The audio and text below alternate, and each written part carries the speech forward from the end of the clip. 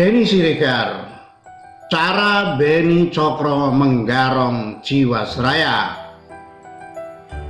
Kejahatan Kera Putri selalu sangat rumit karena dilakukan oleh orang super pintar. Lah bagaimana Beni Cokro menggarong Jiwasraya? Kemarin sidang perdana kasus asuransi Jiwasraya mulai digelar. Bisa dibilang ini kasus besar karena negara, dalam hal ini PT Asuransi Jiwasraya sebagai BUMN, rugi sampai 17 triliun rupiah. Itu bukan uang sedikit, karena di sana ada uang ribuan nasabah. Bagaimana sebenarnya kronologi kasus ini? Rumit penjelasannya.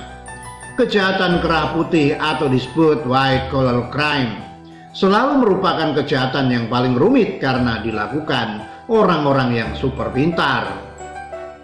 Tidak mudah mendeteksi jejak kriminal mereka, karena di setiap jejak mereka selalu memasang jebakan, sehingga selalu lolos dari hukum.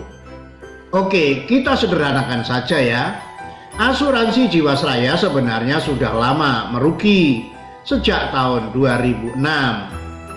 Kalau tidak salah, Badan Pemeriksa Keuangan atau BPK sudah melihat Jiwasraya memainkan laporan keuangannya supaya kelihatan untung padahal rugi besar. Manipulasi laporan keuangan ini dinamakan window dressing. Secara bisnis, kalau kita taruh uang kita di asuransi, uang itu pasti diputarkan perusahaan asuransi itu ke banyak investasi.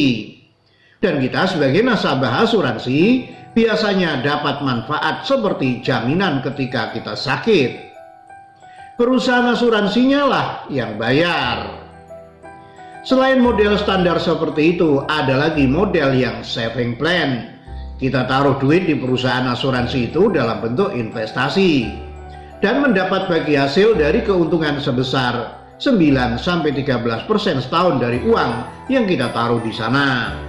Pastilah mereka menawarkan bagi hasil yang lebih tinggi daripada kita taruh uang di bank.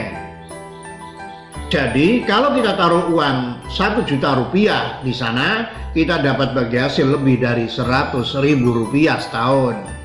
Masalahnya, namanya investasi, ada yang untung dan ada juga yang rugi.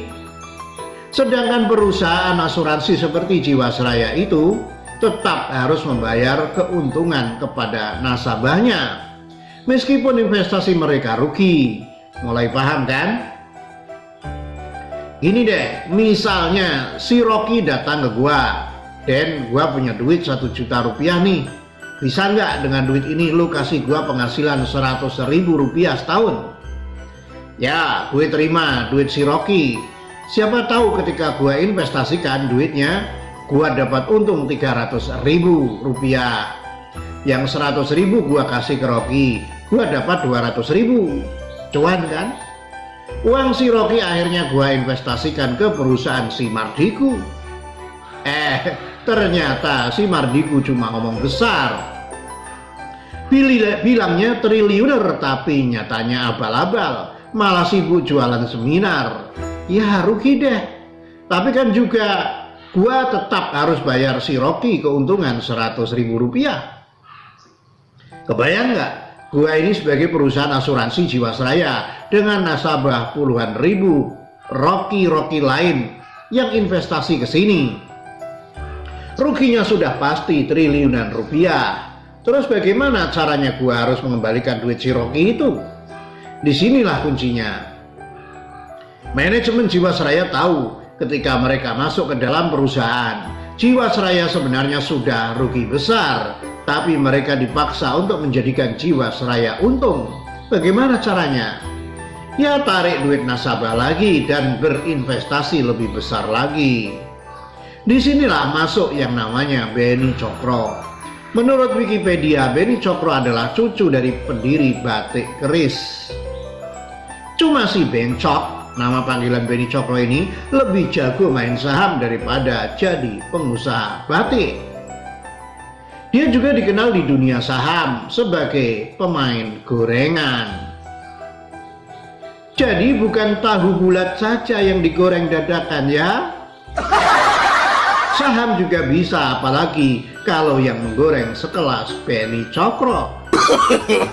Nah, ngobrol punya ngobrol, si Beni Cokro tahulah Jiwasraya punya masalah besar, yaitu uang triliunan rupiah ke para nasabahnya. Beni pun mendekati para direktur Jiwasraya. Biasanya sih ambil main golf, sambil main golf. Gini deh, gimana kalau gua yang mainin uang nasabah Jiwasraya? Tenang, di tangan gua lo bisa dapat keuntungan besar yang bisa dipakai bayar utang nasabah. Enak kan? Pasti untung besar, kata si Beni meyakinkan para direktur. Direktur Jiwasraya tertarik dong. Tapi mereka juga pingin nebeng duit ke si Beni. Mereka bilang, terus gua dapat apa? Beni jawab, tenang, gua atur semua. Lu pasti dapat komisi gede. Disinilah terjadi peristiwa korupsinya, ketika para direktur memperkaya diri mereka sendiri. Beni Cokro kemudian mempersiapkan perusahaan-perusahaan yang harga sahamnya murah. Tapi kalau digoreng oleh Beni Cokro, perusahaan itu bisa tiba-tiba nilai sahamnya tinggi. Misalnya Jiwasraya beli saham perusahaan Beni Cokro sebesar Rp1.000 per lembar saham. Beni menjanjikan saham itu nanti naiknya sampai Rp1 juta per lembar saham. Jadi nanti Jiwasraya dapat untung ratusan miliar rupiah. Gila kan? Beli 1.000 per lembar dapat untung Rp1 juta per lembar. Siapa yang nggak hijau matanya? Dan ini transaksi jutaan lembar saham. Masalahnya, namanya juga investasi, apalagi yang mainin si Beni. Jiwasraya jangankan untung Rp1 juta. Saham-saham itu anjlok sampai Rp50 per lembar saham. Rugi badar.